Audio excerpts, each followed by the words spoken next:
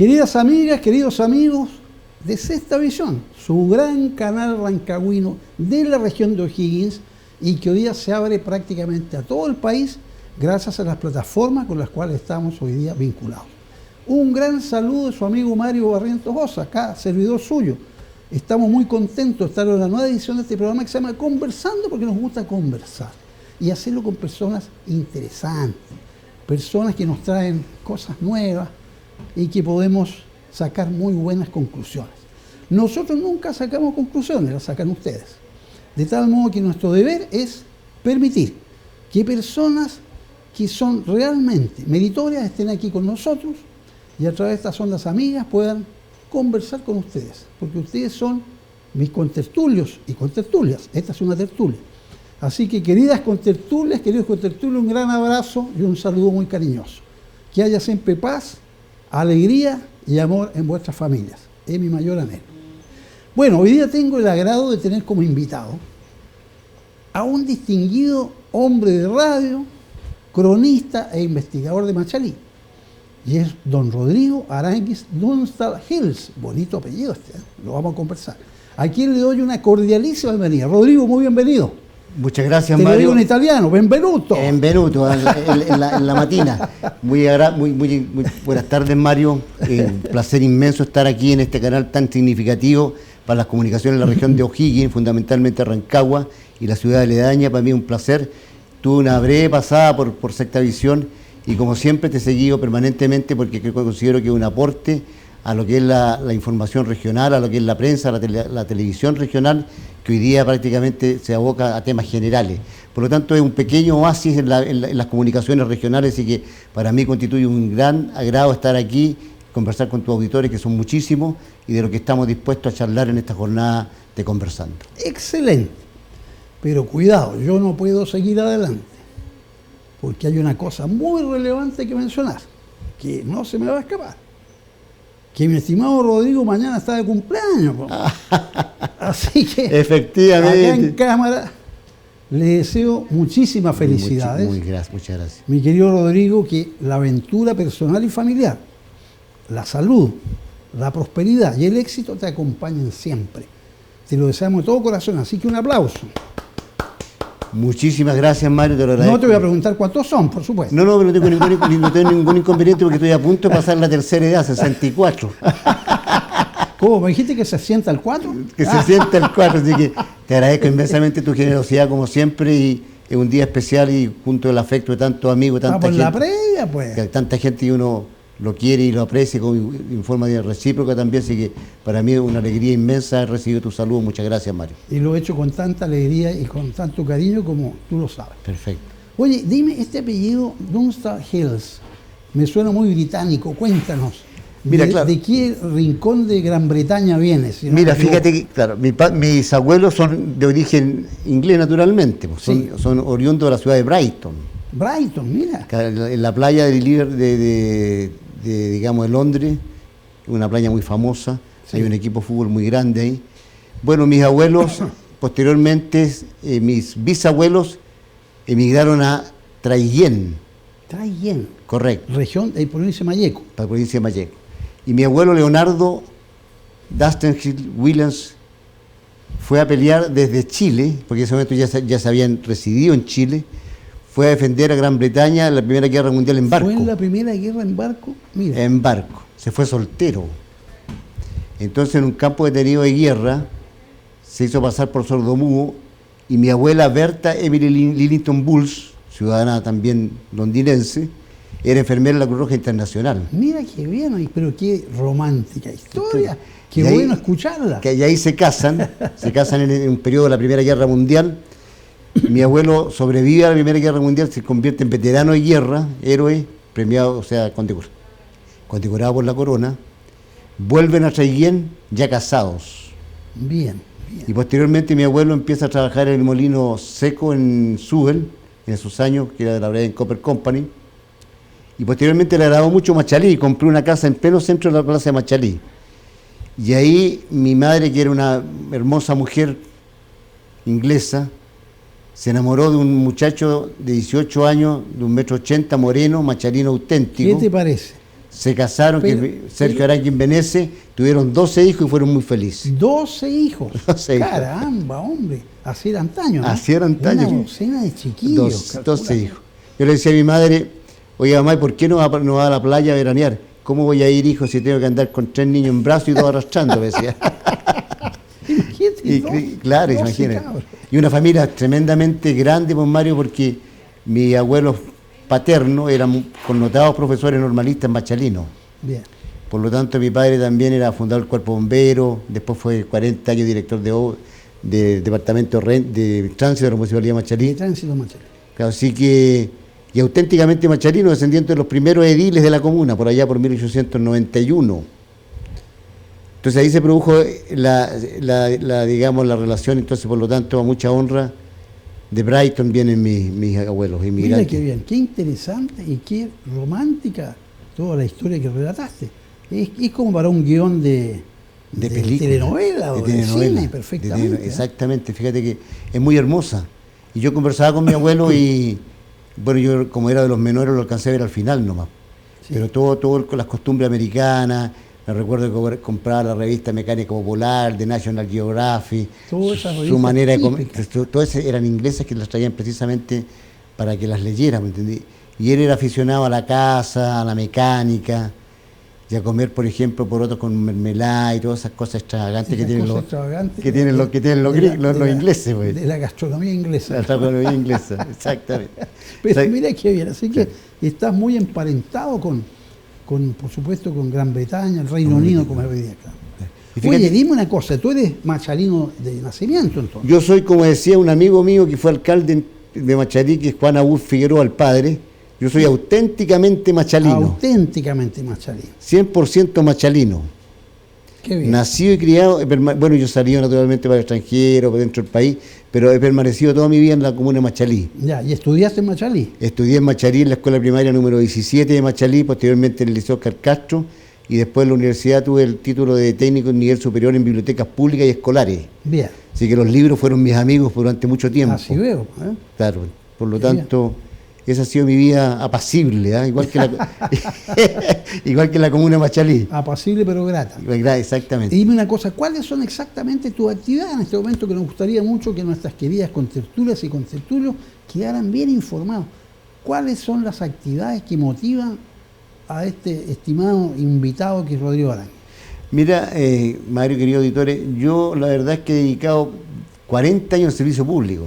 40 años. Yo fui 15 años bombero, fui fundador del Rotary Club San Juan de Machalí, miembro del Club de Leones, presidente de la Asociación de Fútbol, presidente de los Centauros, presidente de la Unión Comunal de Junta de Vecinos, del COSOC, de la sociedad civil, y tengo fui presidente del Club de Caza y Pesca, una actividad, valga la redundancia, pública y también en las comunicaciones. Yo empecé ya hace como 30 años en comunicaciones, y que también en radio. Por lo tanto, hasta hoy día estoy un poquito más alejado, estoy con algunas cositas que está el Instituto O'Higginiano fundamentalmente. Tengo algunas cosas con los Centauros y me dedico a hacer actividades, a escribir, a la radio. Bien. Mantengo un programa de radio hace 20 años que se llama Buenos Momentos. 2 horas de buena radio, 2 horas de buenos momentos. Es un magazine de actualidad donde transitamos por 2 horas de diferentes más que nada esa radio que escucha, esa radio que comprende y que acompaña. Sí. La radio magacinesca, la radio a la antigua. Que es gratísima, hoy es una compañía que hace los momentos agradables y que además tampoco te absorbe tanto que no te impide hacer otras cosas. Claro, formamos parte, porque fíjate que el otro día decían, yo leí un artículo porque me gusta mucho la radio argentina, porque tiene mucha pachorra y tiene mucha verborrea. Entonces los argentinos le estaban rindiendo un homenaje a José María Muñoz, un gran relator que tuvo Argentina por muchos años, y le pusieron la aristocracia del relato. Entonces, la aristocracia del relato. Imagínate, entonces uno queda impactado por la terminología. El eximio relator. Bueno, yo quiero hacerte una rectificación. No es que esta gente tenga, verborrea, tiene verso. Tiene verso. Tiene verso. Tiene la capacidad de crear, estos conceptos y a todo darle un sentido que lo hace lucir mucho más de lo que puede ser en la vida real. Así Y que son muy no cultos. hable de verborrea, hable del verso. Y son muy cultos. Y bueno, yo me he dedicado también hoy a ser el guardián de una u otra manera, querido Tridente y Mario, de preservar la memoria machalí, por la historia. Bueno, eso me interesa mucho conversarlo contigo. La parte oral, la parte... ¿Qué es Machalí para ti? ¿Qué es Machalí? ¿Qué significa Machalí? Nunca he sabido con exactitud, mi estimado Rodrigo, si Machalí tiene una traducción. Entiendo que es Mapudungún y tiene traducción, o no sé si estoy equivocado.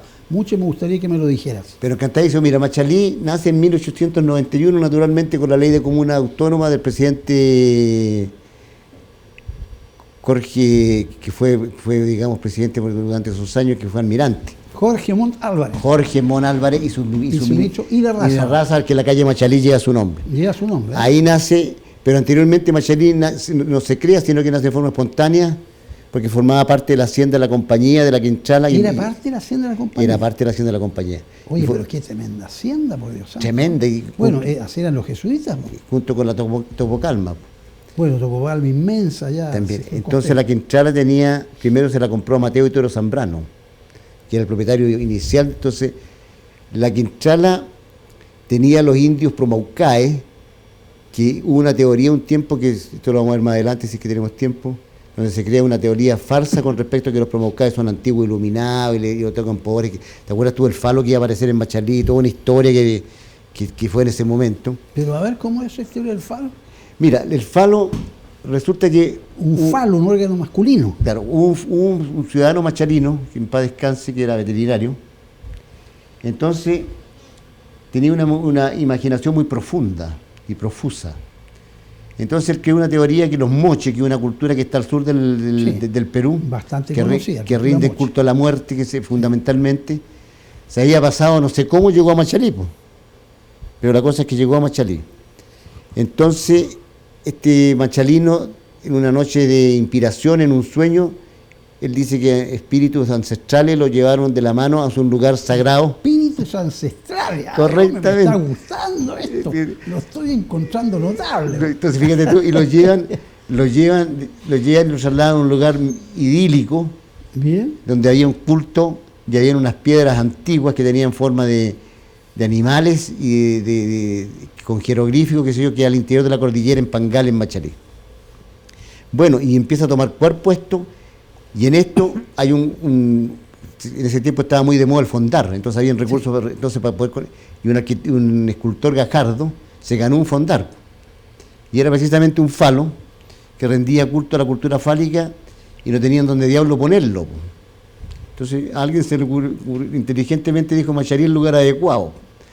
Y crearon todo un entorno con respecto a esa situación y le cambian el sentido a la historia y cambian el nombre, le dicen a Machalí que no se llamaba Machalí, sino que Piedra del Padre, que era literalmente el nombre que tenían ellos, de una denominación quechua. Quechua, ¿eh? Claro, entonces crean este fenómeno y aparece, inclusive en ese tiempo está el programa Noche de Ronda, aparece en la televisión, y, en fin, y empieza a agarrar cierta categoría, cierta comunicación con la gente.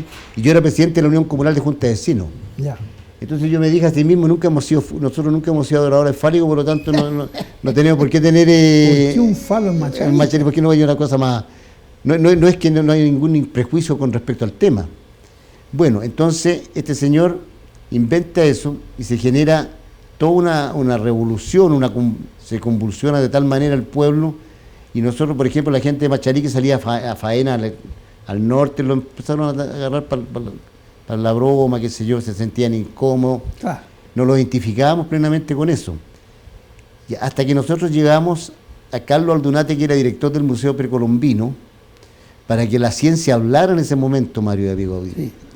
Entonces la ciencia, él aplica carbono 14 y dice que ese santuario que hay ahí, donde presuntamente este señor había dicho que existían una serie de culturas ancestrales que se le habían comunicado directamente con él, ese santuario inmediatamente deja fuera Carlos Aldunate, señalando que era producto de la erosión del tiempo, del viento, no había ninguna connotación. Ya. No era creación humana. No era creación humana y no había nada. Ya. Y también menos milagrosa. Entonces, interesante, yo sé que... Y menos milagrosa. Y paralelo a eso, surge que hay que instalar a la entrada de Machalí como testimonio de cierta práctica de la cultura fálica en la comuna, ese tremendo monumento, a lo cual nosotros lo pusimos tenazmente, y el alcalde de la época, Carlos Lae, que a descanse, ya estaba medio convencido, también lo quería instalar. Estaba convencido, ¿no? Claro, entonces porque todos generaban que iba a ser una especie de turismo, que la gente iba a ir a ver el falo, que iba a generar más recursos, etcétera. Pero el falo lo único que estaba denostando de nuestra manera y generando vergüenza en la comunidad. Pues. Generaba una reacción. Una incomodidad total. Pues. Sí. Y ahí el falo tuvo un triste final, porque posteriormente que se pronunció el director del Museo Procolombino, el falo se fue a Doñihue, después anduvo deambulando por diferentes partes. Deambuló el falo por todos lados. Nadie lo quería. ¿Y a dónde fue a parar al final? Mira, está en la Universidad de Talca y la última. En la Universidad de Talca. Pero nunca lo pusieron, lo tenían ahí, digamos, en un lugar acopiado ahí. Lamentablemente, el falo y los 8 millones en esa época, que era una cantidad determinada de dinero, eso se perdió. Se perdió. Y ahí aparece la situación de Mauchalil. Mauchalil, ¿ese es el nombre original? No, es el nombre que inventa la persona, que es toda una creación magnífica, porque tiene una imaginación muy pródiga. El hombre creativo, Era creativo porque estaba cambiando Machu Picchu hacia Machalí. Ya, porque menos. Claro, porque estaban los incas, andaban todos en Machalí, pues imagínate.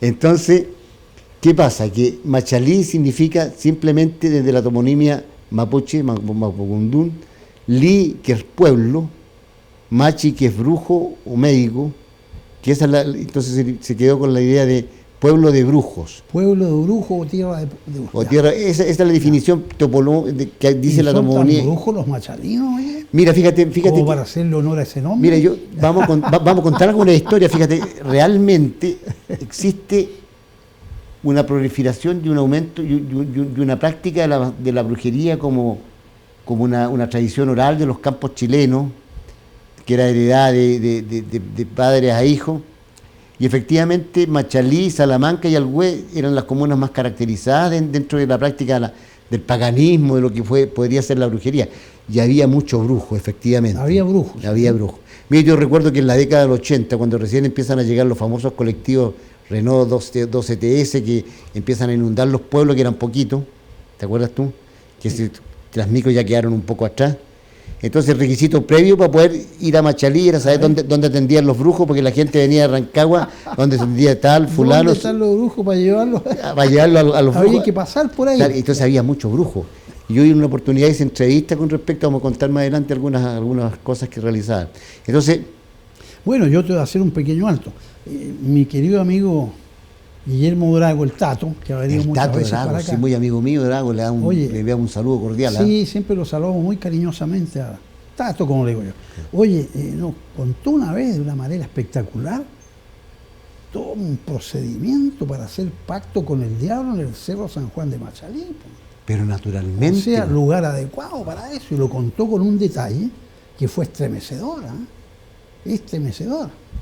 Pero fíjate tú, Mario, que dicen el colúo. Claro, dicen que el colúo dicen que sale a las 3 de la mañana a deambular por Machalí, por todas partes, que tiene una corte que eran sus pagos y le agradaba mucho Machalí, estaba permanente, parece que tenía residencia permanente. Se paseaba por el cerrito San Juan de Machalí, claro, ahí hacía pacto con quienes querían obtener sus bondades o virtudes terrenales, sacando su alma. Hacían una aquelarres también en el Cerro San Juan. Oye, fue genial esa. Mira, vamos a hablar de él porque tuvo una presencia permanente en Machalí durante mucho tiempo.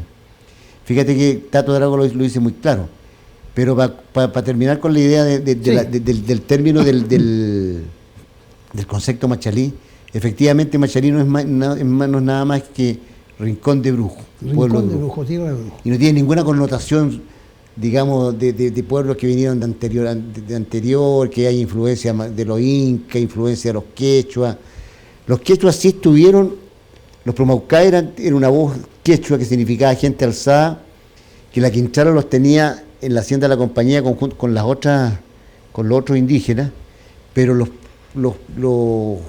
Promaucá no tenían ninguna virtud, sino que eran buenos para poner, Era un pueblo muy pacífico. y eran pendencieros y todo eso. Pero era pacífico. Era pacífico, fíjate. Entonces la Quintrala no halló mejor cosa. No era un pueblo guerrero como no eran guerreros. Araucano. Exactamente. Y la Quintrala, ¿qué hace? Los manda a un coligual que es Machalí. Entonces ahí los manda a un coligual dentro de la hacienda. Ya. Y ahí está el estero Machalí. Entonces el estero Machalí, como los asentamientos humanos generalmente se nacían alrededor del agua, ahí se van juntando los indios, y ahí nace Machalí como villorrio, como asentamiento humano. Como villorrio. Como asiento humano, digamos. Pero esa es Así que tiene un origen promaucae. Tiene un origen promaucae. Yo trabajo en una radio que se llama Promaucae. Lleva ese nombre, mira. Y le querían dar una connotación celestial, divina, digamos, con ciertos poderes que eran extraterrestres, que naturalmente que no los tienen, porque tal como dices tú, era gente, pero la definición literal de la palabra, digamos, Promaucae, como es quechua, es gente alzada, o sea, eran belicosos. Fíjate, yo he leído sobre particular y siempre se habla de ellos como que era gente muy mansa, y por eso fue muy dominada, sin mayor resistencia, ¿no es cierto? Claro. Versus los araucanos que resistieron hasta 1880. Claro, hay que imaginar toda la trayectoria del araucano. Que fue cosa seria. Fíjate y que nunca me he explicado por qué dejaron de llamarse araucanos y ahora dicen que son mapuches. Son mapuches, y tú sabes mejor que nadie que los mapuches también no son digamos, vienen de Argentina. De Argentina, si no son, digamos, no son patrimonio chileno. Llegaron a Chile en 1460. Exactamente. Y de hecho hay un mapuche muy famoso que lo estaban por extraditar últimamente, que no lo pudieron extraditar nunca, parece. Así es. Pero lo que veo yo es que todo era, fíjate tú, si nos remontamos a los inicios de la conquista, tenemos la araucana, la famosa obra de don Alonso. De don Alonso. Orsiña y Zúñiga, maravillosa obra.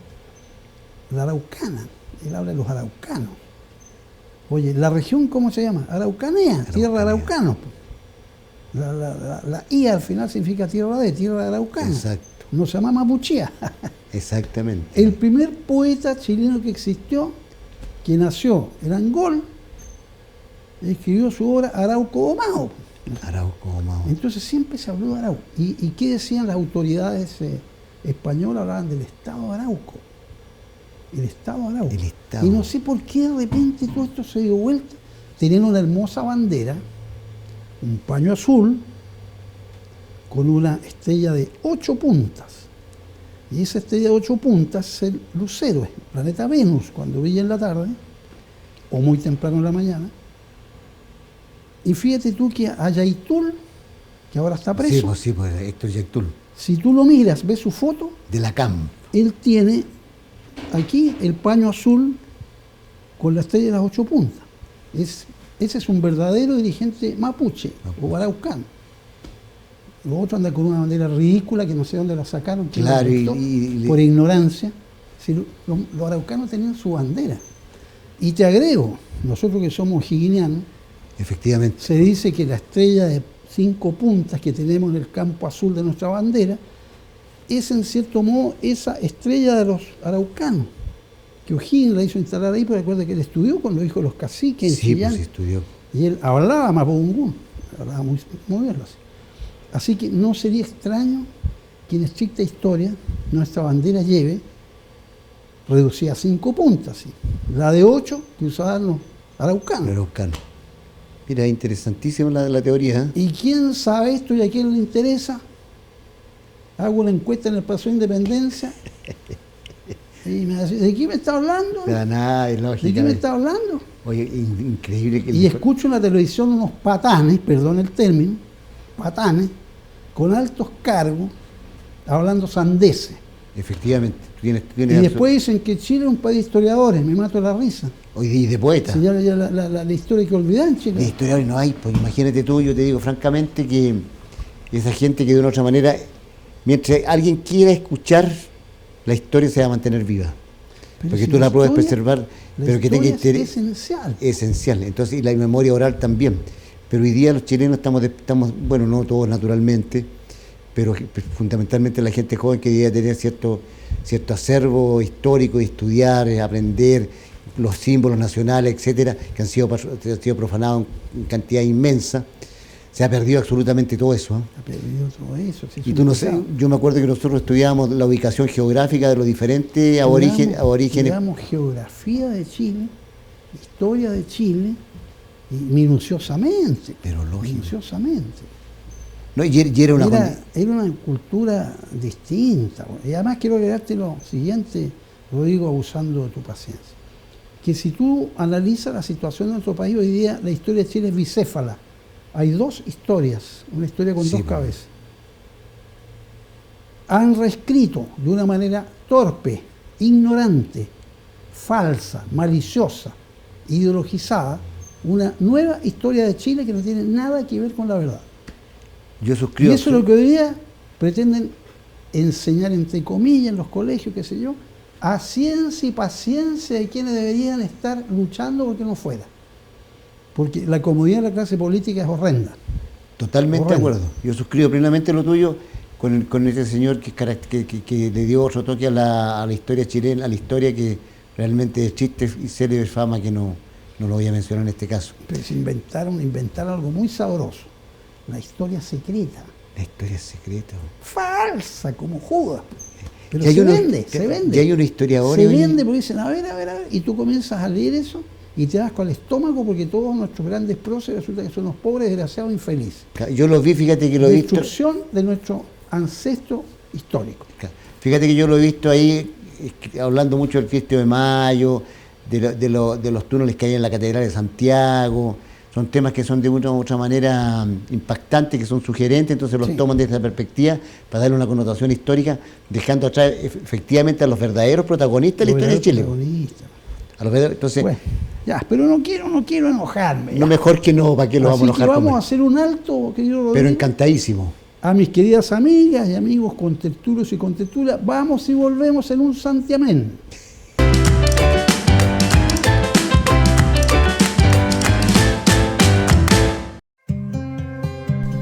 Agua Sayún se extrae desde lo más profundo de nuestra tierra. Somos una empresa 100% chilena ubicada en la comuna de Coinco, en la sexta región del país. Nuestra agua se extrae desde las profundidades de nuestra tierra. Posteriormente, antes de envasarla, aplicamos un proceso controlado de purificación, osmosis inversa, luz ultravioleta y ozono. Periódicamente somos evaluados por laboratorios externos que nos califican con el agua que tiene un 0,3% de sodio, siendo Ayun un agua de muy buena calidad, beneficiosa y saludable para la humanidad. En junio de 2019 recibimos un premio de categoría de oro por su labor y calidad, otorgado por un Instituto de Calidad Internacional Mont Selection. Es por todo lo anterior que invitamos a todos a disfrutar de la mejor agua de Chile. Agua Sayún, más vida, más salud.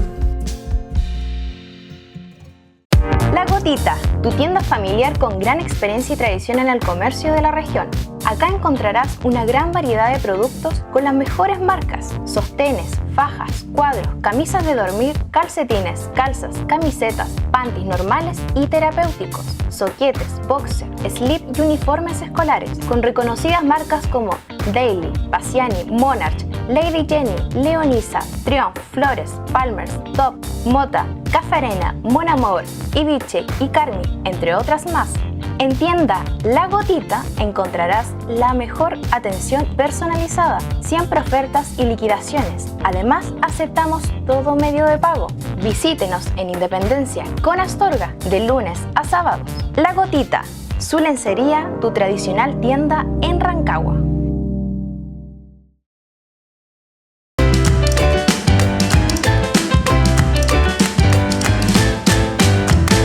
Bueno, queridas amigas, queridos amigos de Sexta Visión, aquí estamos de regreso. Su amigo Mario Barrientos Osa con su programa Conversando, y lo estoy haciendo con un distinguido amigo y que lo hemos recibido con mucho cariño y afecto, don Rodrigo Aranguis Dunhal Hills. El apellido ya aprendí que es de Brighton, en el Reino Unido. El Reino Unido, de la corona inglesa. Y que mañana está de cumpleaños, así que mañana está de cumpleaños. Muchas gracias, Mario. Bueno, Rodrigo, mira, tú eres actualmente caballero higginiano. A mucha honra y cosa con que mucho me honor. parece estupendo.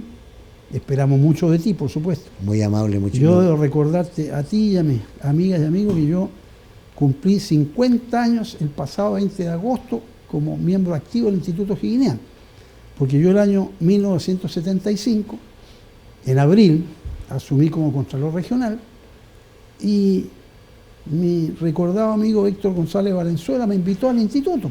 Y ese 20 de agosto, ceremonia en la plaza, me invitaron después al almuerzo que se hacía en el regimiento Lautaro en esos años y me proclamaron miembro del instituto, cosa que recibo con mucho agrado. 50 años, calculate, medio siglo entero. Así que durante todos esos años hemos estado siempre intentando investigar y difundir lo que es la vida y obra de nuestro Libertador, y me alegra mucho que personas como tú vengan al instituto porque vamos enriqueciéndolo y manteniéndolo en el tiempo. Ya cumplió, fíjate, nació el año 42. 42. Así que estamos cumpliendo, saca la cuenta tú, al 2026, 84 años. 81. Ni más ni menos. Bueno, entonces, tú sabes que yo tengo un libro, estoy preparando unos segundos que va a salir luego y lo muestro siempre aquí, que se llama Las Perlas O'Higginianas. Las O'Higginianas, señora. Publicado y difundido, está en el extranjero, en varios países extranjeros, por las academias internacionales de que soy miembro, Precioso. y para mí es un motivo de gran alegría. Y sucede que siempre en este programa leo alguna perla. Encantadísimo. Yo hoy día voy a leer una que se llama La Prueba Cuádruple O'Higginiana. Perfecto. Esto, la prueba cuádruple, es una creación rotaria, Sí, pues, ¿no es cierto? La prueba cuádruple, la hemos tomado como concepto y la hemos traído acá. Claro. Y dice así, es relativamente corta. Existe una prueba cuádruple que todo caballero o'higginiano, así nos llamamos quienes integramos el instituto, debería conocer con entera certeza. Me refiero a que la réplica del monumento al Libertador, que existe en nuestra Plaza de los Héroes desde el 1 de octubre de 1914, en que se cumplió un centenario de la batalla, pues se eligió como motivo el centenario de la homérica batalla, está instalada de tal manera que cada uno de sus 4 costados enfrenta cada uno de los puntos cardinales, donde a su vez estuvieron las trincheras que el propio Libertador mandó levantar antes de su ingreso a la plaza. En cada una de las caras del pedestal existe una placa de bronce que contiene aquella frase más célebre de nuestro héroe, que definen su personalidad gigante en nuestra historia y que debemos conocer a cabalidad. Este desafío, aprender de memoria, sin vacilaciones, lo que dice cada una de estas 4 placas, es lo que llamamos la prueba cuádruple o'higginiana. ¿Qué te parece? Muy bien, Mario. Excelente. Examinamos cada una de ellas y su contenido. Placa orientada al norte. ¿Cuál es la frase? A mí, muchachos, vivir con honor o morir con gloria. Placa orientada al oriente. No me queda nada más que un brazo después de cancha rayada, pero con él decidiré la suerte de la patria. Placa orientada al sur. 20 de agosto de 1820, zarpando la expedición libertadora al Perú. De esas 4 tablas penden los destinos de la América. Maravilloso. Placa orientada al poniente, cuando ese infausto 28 de enero de 1823 hace entrega al mando, dice, desprecio ahora la muerte como la ha despreciado en el campo de batalla. Mira, son 4 frases que definen 4 etapas esenciales del Libertador. De la vida del proceso. Y están en nuestra Plaza de los Héroes. Efectivamente. En cada una de estas 4 placas de bronce orientadas a cada uno de los puntos cardinales. Dejo este desafío en el seno de nuestro instituto y ojalá que podamos cultivarlo y que algún día todos los caballeros o'higginianos podamos decir, sí, al norte. Exacto. ¿Qué decía la placa hacia el norte? A mí, muchachos, o vivir con honor o morir con gloria.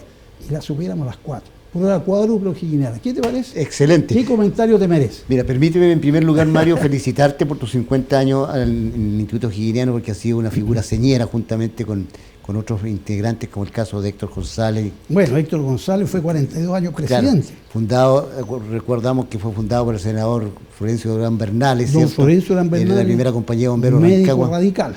De esa época cuando Sí. Rancagua tenía una intensa y activa vida social, ¿eh? Sí. Porque como era una ciudad minera y no veía lo que existía hoy día. Mira, yo te quiero contar que yo me crié siguiéndole, por eso que estoy en el Instituto O'Higginiano, porque soy un convencido absolutamente y admiro mucho al padre de la patria y lo que hizo por esta patria, por la libertad que lo generó y la grandeza humana, las grandes condiciones o virtudes que, digamos, de alguna manera ostentan su vida y han demostrado la calidad de ser humano que es. Yo quisiera contarte que yo desde pequeño salía en las ediciones especiales del Rancagüino. Mira, ¿Tú te acuerdas? ediciones especiales, sí, porque ¿Tú te acuerdas que era siempre sacaban ediciones especiales? O sea, venía como con cuatro cuerpos. Entonces ahí Héctor González ponía, entonces yo me veía muy lejano ahí, joven, y me gustaba eso, y quería ser del Instituto O'Higginiano, y leía, y mira lo que son las cosas. Y con el tiempo, porque don Héctor González hablaba del leonismo, porque era como era león. Era león y hablaba precisamente... de muy alto copete. Exactamente, y hablaba precisamente del Instituto O'Higginiano. De ahí, y con el caminar del tiempo, bueno, tuve la fortuna de hoy día integrar este selecto grupo de ciudadanos rancagüinos y no rancagüinos que se dedican a preservar la memoria del prócer y a difundir la trayectoria y todo lo que hizo nuestro libertador. Entonces yo te quería contar eso porque después llegué precisamente al Instituto O'Higginiano, donde la presencia tuya, porque y yo te lo digo con la más absoluta, digamos, sencillez, sin ánimo de halagar, ha sido figura señera. Pues yo recuerdo a Mario Barriento, que era mira, lo que son las cosas muy nombradas, estamos hablemos de 30 años. Mario Barriento era Mario Barriento en Rancagua. Bueno, tuve una temporada en que era un hombre importante. Era importante, entonces yo me acuerdo que el Contralor, qué sé yo, en fin, y estaba en ese tiempo en los Rotarios, yo también fui Rotario aquí en Rancagua, pero llegar al Instituto O'Higginiano y escucharte, porque tienes la particularidad o la virtud o el talento de la oratoria, de la alta elocuencia, ¿me entiendes tú? Que es un placer. Entonces yo veo cómo los caballeros o'higginianos ponen una atención, pero están en silencio absoluto cuando tú te diriges con tus pelas. Así que yo aprovecho aquí esta oportunidad de tu programa, a lo mejor no es lo más apropiado, pero para señalarte y reconocerte que eres una figura señera del instituto y qué hermosa perla hemos escuchado hoy día. Esos libros, Mario, tú los editas sin... Estos libros, dime tú, yo te los he entregado. Bueno, la verdad es que no ha habido oportunidad.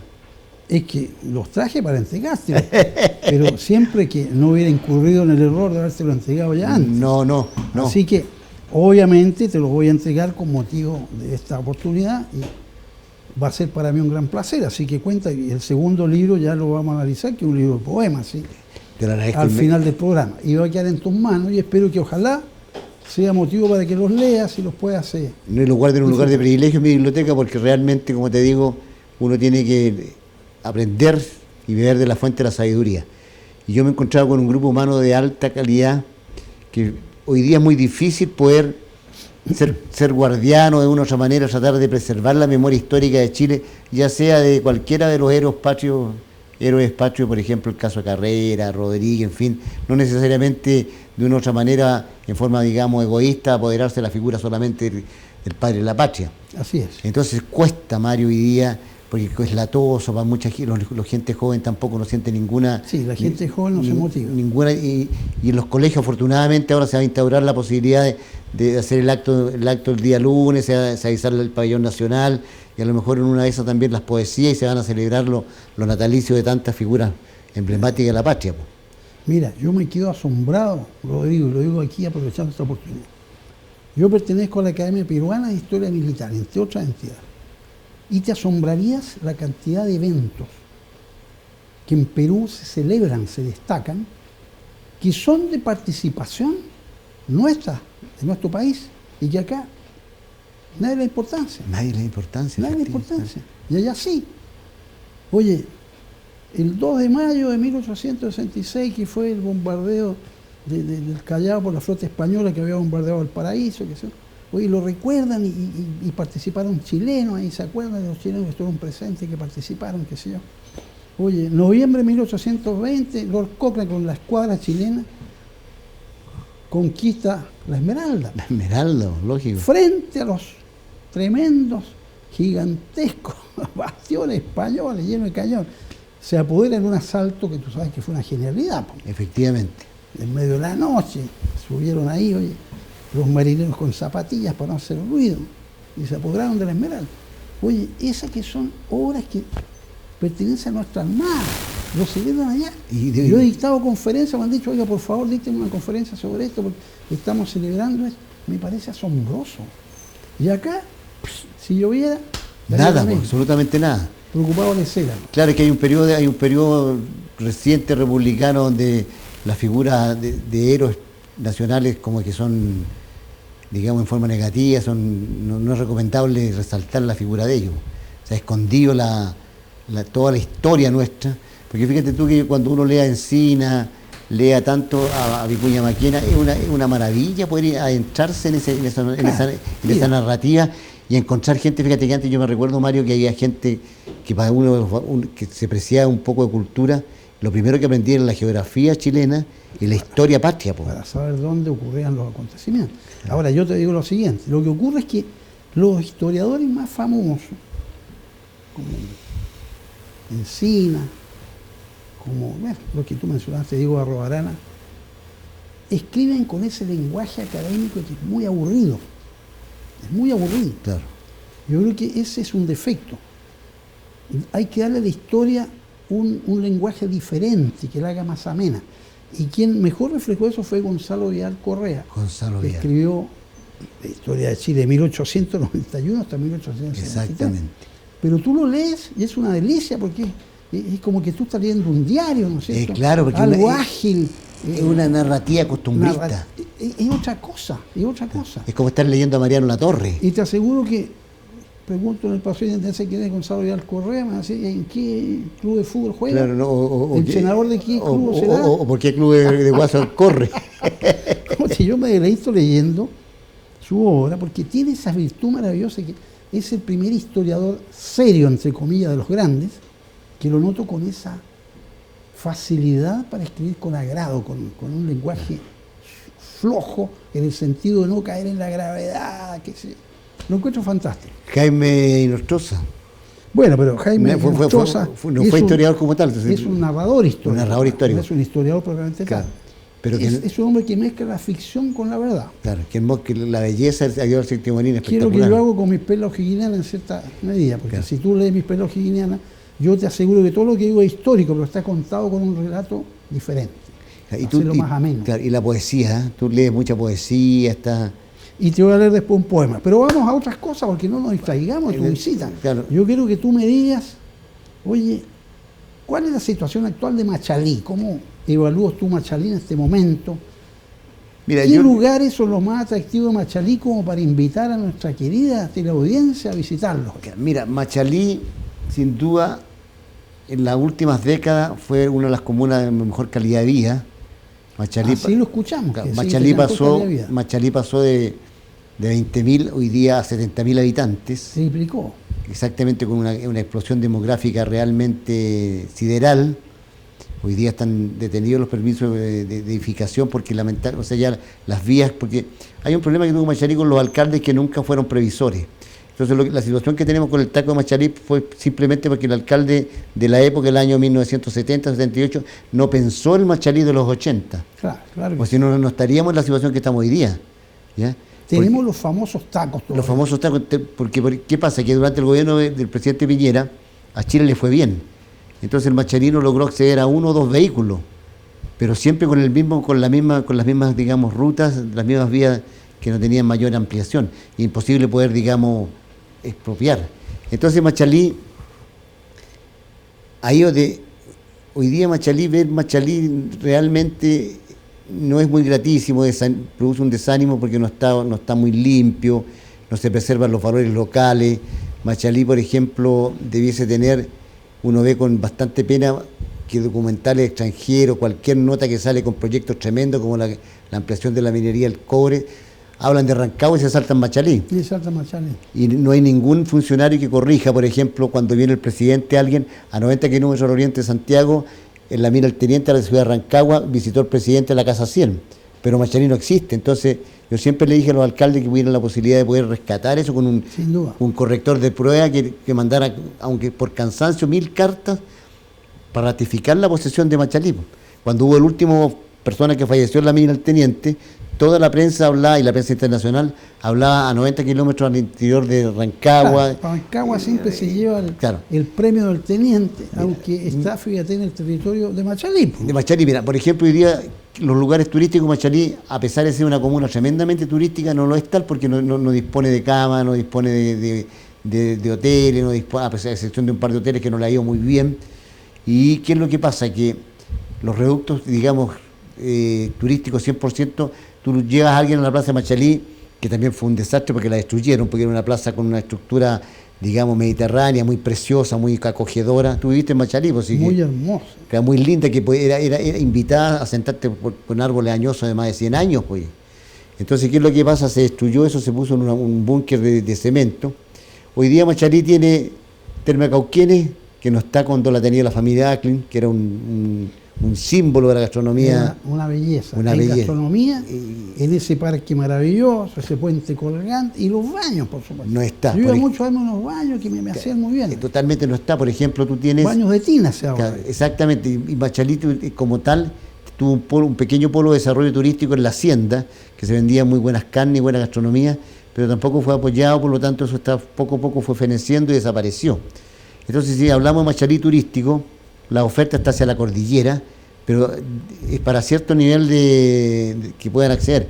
El caso sur, el patrimonio de la humanidad. Sí. Por ejemplo, tantísima gente de Machalí, gente modesta que trabajó y contribuyó al progreso de la comuna de Chile y del mineral en la época de los inicios.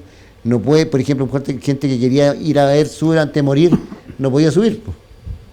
Porque resulta que todas las rutas turísticas salían de Alonso Valle y no pasaban por Machalí, ni siquiera se bajaban a comprar el diario y a tomar una bebida en Machalí. El diario, sí. Entonces, hay mucho error en ese aspecto. Fíjate que ahora, si nosotros pensamos que Machalí podría estar mucho, mucho mejor, exactamente, pero desafortunadamente las administraciones no hay un valor agregado. No estoy diciendo que no quieran la comuna. No hay una preocupación por Machalí, por ejemplo, debería haber tenido un teatro de lujo hace mucho tiempo. Si Machalí fue la comuna más rica del país. Pero acuérdate que en sus tiempos las patentes mineras del teniente se le daban a Machalí. Pero y de ahí salió el Cerrito San Juan y muchas otras obras muy hermosas. Si era la comuna, y si financiaba tal. Si sobraba el dinero, a veces faltaban obras por ejecutar. Pero si hubieron alcaldes emblemáticos, pues, fueron caudillos políticos de esa época que realmente nadaban en plata. Fíjate que Machalí era el pozo, era la caja pagadora de una infinidad de campañas políticas de un sector determinado. Entonces, ¿qué es lo que sucede? Que Machalí, dice la historia, que cuando la Breden quiso bajar, digamos, todo el campamento, bajarlo al valle, se acercaron a un alcalde que no lo vamos a mencionar, pero muy famoso en Machalí, y le decían los ejecutivos de la Breden: oiga, ¿por qué nosotros queremos construir todas las instalaciones que se construyeron después en Rancagua, construirlas en Machalí? Entonces le decían: nosotros le urbanizamos, le hacemos todo. Gran oportunidad. Esto fue el año 52. Y resulta que el alcalde de esa época, fueron insistentemente los ejecutivos de la Breden Copper, y el alcalde que era bien, digamos, ladino, pero para otras cosas. Para otras cosas. Entonces vino y en un momento determinado le dijo: miren, ¿sabe qué más? Le dijo a los ejecutivos norteamericanos: yo hago obras no bajo la tierra, sino que sobre la tierra para que se vean. Váyase para Rancagua. Entonces arrastra también la incapacidad de no tener alcalde visionario en su momento. Machalí era un pozo de plata y debiera haber sido la comuna. Hoy, mira, recién en el año 1980, con la administración del coronel Guillermo Chacón Perusich, recién se empiezan a abrir las calles de Machalí, recién llega agua potable, la presión del agua a las 12 del día no existía, salía puro barro, ilumina Machalí, construye estadios, hace toda una obra que cuando se podía haber hecho en la década del 30 o 50, cuando había dinero. Había dinero. El caso sur, que es la parte turística que tú me preguntas, porque Machalí como tal en sí, el centro de Machalí no tiene mucha hoy día, la verdad las cosas que, aparte del Cristo de la Hacienda que fue remodelado, que es un turismo de carácter religioso, que es bastante frecuentado, digamos, pero tampoco se han hecho los esfuerzos necesarios para ordenar eso con todas las técnicas que hoy día tiene el turismo, para poder vender, qué sé yo, los planes. Pero por ejemplo, tú te das cuenta que Machalí en el centro no tiene mayores interés, digamos, turístico, porque yo como guía turístico llego allá, me paro en el centro y no hay yo qué hacer para dónde llevar la gente, al Cerro San Juan. ¿qué es lo que pasa? Que el ABD, el ícono fundamental aquí es Súbel. Pero Súbel tampoco no puede acceder tú, Machalí no lo puede, estando geográficamente en su terreno, no puede tener acceso a ningún beneficio. Entonces ahí nosotros nos remontamos a la situación de teniente buen vecino, Ya. que podía haber sido mejor vecino. Mejor vecino. Entonces, hoy día Machalí está con el turismo que, mira, fíjate, yo te decía una cosa, Mario, amigo televidente. El año 1966, Machalí, 66. la revista En Viaje de Ferrocarril del Estado, que era la única que hablaba de turismo y que la entregaba, que era una revista muy famosa, situaba a Machalí como uno de los lugares principales, focos, o sea, digamos, lugares para visitar el turismo. Y decía, bueno, ese tiempo se acostumbraba mucho que servía para el corazón, para ir, de acuerdo al clima que tenían. Y de ahí, lamentablemente, hasta el día de hoy, los espectáculos, o sea, Machalí no, es una ciudad dormitorio que va a la baja. Una lástima. Va a la baja Porque porque siempre tuvo ese prestigio de su gran calidad de vida y todo lo demás, pues sí. a la baja, porque mira, yo te digo que ha crecido inmensamente con matrimonios jóvenes que se han venido a Santiago, pero que yo le pregunté el otro día a un matrimonio joven, bueno, Aníbal, ¿conoce el cementerio de Machalí, conoce el San Juan? No, yo lo único que hago, me digo, llevo 5 años viviendo, yo por escribir Balaguer, bajo Barrancagua y punto. Eso es todo. pero conocen las pirámides, conocen París, ¿te das cuenta? Entonces Sí. yo creo que el turismo en Machalí no es prioridad hoy día en estos momentos. Y Una muchas, lástima, y muchas una cosas más. Y fíjate que yo te voy a decir, a mí quería precisarte algo para comentar una situación puntual. ¿Por qué soy el cronista de Machalí? Porque hay el momento oportuno Sí. para poder descifrarlo. Eso es importante. Mira, el año 2007, porque no me lo autoconferí yo, el año 2007 se realizó en Televisión Nacional un prime, que a las 10 de la noche, que era el horario prime que tenía los canales de televisión, que se lo peleaban, no como ahora, porque hoy día la televisión y todo, tú sabes cómo está la cosa, Ni hablar. ni hablar. Entonces, ¿qué es lo que sucede? Que Televisión Nacional creó un prime que se llamaba Pactos y Maleficios, que reunía Pactos y maleficios. Pactos y Maleficios. Rey puños que suenan atractivos. Y reunía todas las historias del campo chileno. Sí. Y uno de los capítulos fundamentales fue el Cristo de la Hacienda. Ah, sí, pues mi gran amigo, el Cristo de la Hacienda. El Cristo de la Hacienda, tú sabes que es milagroso, pero. Puta, y ahora, le incendiaron su- no, pero quedó muy bonito, su ¿lo has ido a ver? casa. ¿Lo has ido a ver? Tengo pendiente ir a verlo. No, quedó muy lindo, ahora. quedó, pero Mira, ¿cómo? como yo vivía en el Parque San Fuente, Claro. yo iba caminando, siempre todos los domingos, y conversaba con el hombrón. Pero claro, conversábamos. sí, bien amable, pues. Teníamos ahí una charla. Bien, pero venía masticando sus palabras. es bien amigable. Pero Entonces, no iba a saludarlo después que le repusieron unos canallas, incendiaron eso, hombre, por Dios. pero quedó bonito, porque, claro, se quedó bonito porque la familia Sanfuente, digamos, retomó el control de la propiedad del Cristo. Ya. Pero fíjate tú que, entonces, la periodista Mirna Schindler, que era la que hacía los reportajes, llega un día con todo el equipo grande para firmar, y el alcalde de la época pensó que lo venían a entrevistar a él. Pues. Claro. Y Se preparó para me venía a entrevistar a mí. Entonces me toman en una biblioteca y yo salgo detrás de los estantes con un libro en la mano, en la toma. Entonces cuando emiten el programa, que fue sensación, la Mirna Schindler dice, según el cronista de Machalí, Ah, de ahí entonces tenemos el concepto del cronista de Machalí. entonces, según el cronista de Machalí, el ataúd no llevaba el cuerpo del patrón. ¿Te das cuenta? Y de ahí yo inmediatamente tomé control de la marca y yo me presento como el cronista Machalí, producto de esa situación. Te das cuenta que yo lo encontré pero espectacular. Claro. Ahora hay cronistas de Pelequén, hay cronistas de San Vicente, hay cronistas por todos lados. Bueno, Es típico de Chile. Sí, O sea, se va. pero fíjate que para amenizar un poco la conversación, vamos a hablar un poquito de brujería, vos, Mario. Bueno, me encanta. ¿Qué te parece hablar Ya un te poquito? conté que el Tato Drago nos había relatado aquí cómo se hacía pacto con el diablo, Cerrito Machalí, así que se me habla de brujería, mejor todavía. Mira, yo te voy a relatar dos hechos fundamentales. Primero, te voy a relatar un hecho de que hoy día en Machalí, a esta altura, todavía se practican ciertas digamos, ritos o grimorios de la época de... ¿En qué consisten? Mira, yo en una oportunidad hice un reportaje, que me lo pagaron, para conversar con un señor que se dedica a estos menesteres, Ya. que es gente muy modesta, gente muy correcta, que no no tiene ningún, digamos, entonces concurría hacia el cajón de Machalí, que tiene prestigio en eso, no es que sea estigmatizado ni ninguna cosa, pero generalmente ahí se focalizaba toda la gente que en las cuevas, en ese sector, que se dedicaba a estas prácticas, pues. Ya. Entonces, enfilo mis pasos hacia el cajón de Machalí, que es muy bonito, y me entrevisto con la persona, pues. Entonces me atiende un señor alto, señor de mediana edad, con limitaciones culturales, etcétera, de educación. Me dice, yo le dije, me escuchaba en la radio. Yo en ese tiempo trabajaba en Radio Orocoipo con Arturo Jara. Con el minero Jara. Con el minero Jara, estábamos en la noche. Bien. Entonces resulta que me dice, Rodrigo, te escucho por la radio. Yo le dije, oye, le dije yo, muéstrame qué así. No, es que no se puede, pero muéstrame. No se puede. No se puede ver, pues. Entonces me lleva, oye, Mario, tenía un cuartito bien modesto, y tenía una serie de elementos, insumos, qué sé yo, para realizar las prácticas, porque tenía que hacerlo.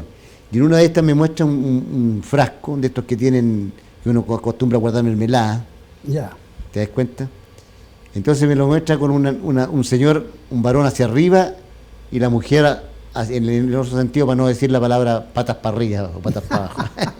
La cosa, y fíjate que estaban pegados con alfileres de colores. Con alfileres. Y estaban dentro del frasco estaban la orina de perro y orina de gato. Había pimienta, había engilé, había una serie de cosas cortantes. Pero qué cosa más extraña, ¿verdad? Fíjate, entonces, yo le dije, ¿y qué haces con esto, hombre? Por Dios, le dije. Mira, los clientes me vienen, me buscan, me decían. Entonces, en la mañana, cuando van a tomar desayuno, muevo el frasco y empiezan a pelear.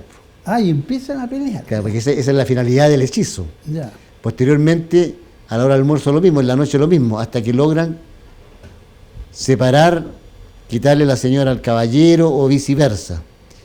Ya, ahí tenías tú un ejemplo concreto. Después yo fui, me dijo, y tenía una lata de atún, que tenía tierra de cementerio, y se toman la molestia en la noche de ir a... Tierra de cementerio. Tierra de cementerio con aceite para tirarlas, pues, Mario. ¿Te das cuenta?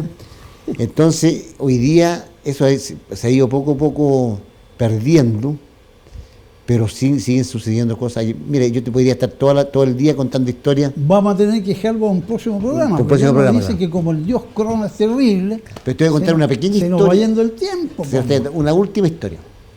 Resulta que concurrió a mi domicilio una señora en el Cristo del Asiento, esto es actual, esto es 2024, 2025. Entonces me dice, oye, don Rodrigo, mire, ¿sabe usted que en el Cristo aparece un niño? ¿Cómo, le dije yo, un niño?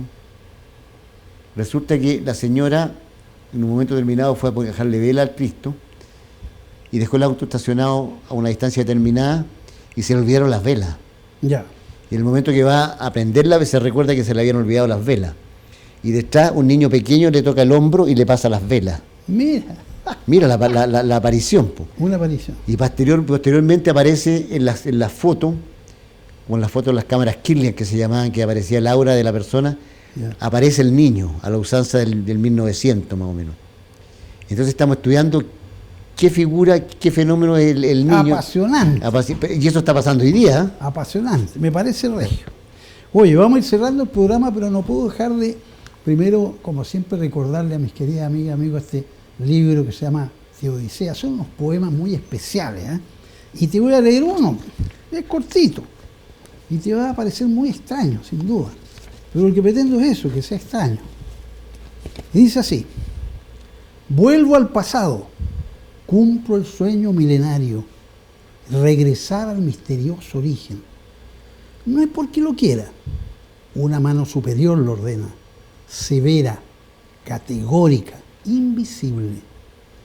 Como un globo que se desinfla, como una estrella terminando su vida, viajo al pasado, me empequeñezco, cada segundo es un año, me torno joven, adolescente, niño, quedo ensimismado en mi infancia. Se borran los recuerdos, los rostros amados, los momentos placenteros. Todo se desvanece en un limo impalpable. ¡Qué angustia, asfixia! Soy un bebé abandonado, perdido, en los olvidados recovecos del pasado. Entiendo el mensaje, oscuro, trepidante. Así permaneceré por siglos, por milenios, niño eterno entregado a su destino. Precioso. Bueno, este libro te lo voy a entregar también. Precioso. Y debemos despedirnos, así que, querido Rodrigo, yo quiero agradecerte muy sinceramente la gentileza que has tenido de acompañarnos hoy día en este programa conversando con tu amigo Mario Barrientos. Esperamos que para nuestras amigas y amigos contertulias y contertulios ha sido grato, es nuestro mejor anhelo. Y por cierto, esperamos que a futuro podamos tener alguna segunda oportunidad para seguir repasando la historia y los maleficios de Macharí, porque como es tierra de brujos, oye, hay que sacarle provecho a eso. Así que te dejo 30 segundos para que te despidas de nuestros estimados contertulios y contertulias. Estimado Mario, ha sido para mí un honor, una tremenda alegría haber compartido este programa tan importante para la televisión y para los medios, para las comunicaciones de la región de O'Higgins. Agradezco inmensamente tu gentileza y tu generosidad de invitarme y saludar con mucho afecto a todas las personas que ven no solamente en Rancagua, sino que en los pueblos aledaños que tienen la costumbre y el hábito de estar junto a Secta Visión y al programa tuyo, Mario. Y fíjate que yo creo que le hace muy bien a Rancagua y a la región gente como tú. Y si no estuviera Mario, habría que inventarlo. Pero qué bien, muchas gracias. Y agradecerle a la gente, muchísimas gracias. Y cuando tú estimes necesario y prudente, para mí es un agrado venir a contar historias.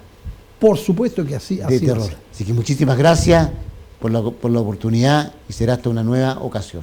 Bueno, queridas amigas, queridos amigos de Sexta Visión, un abrazo cordialísimo para todas y todos. Agradecido por vuestra siempre generosa teleaudiencia y esperamos estar de regreso la próxima semana, ojalá que con un invitado tan agradable como el que hoy hemos tenido. Les deseo a todos y a todas felicidades, alegría, paz y mucho amor. Es mi mayor anhelo. Hasta la próxima. Un abrazo cariñoso.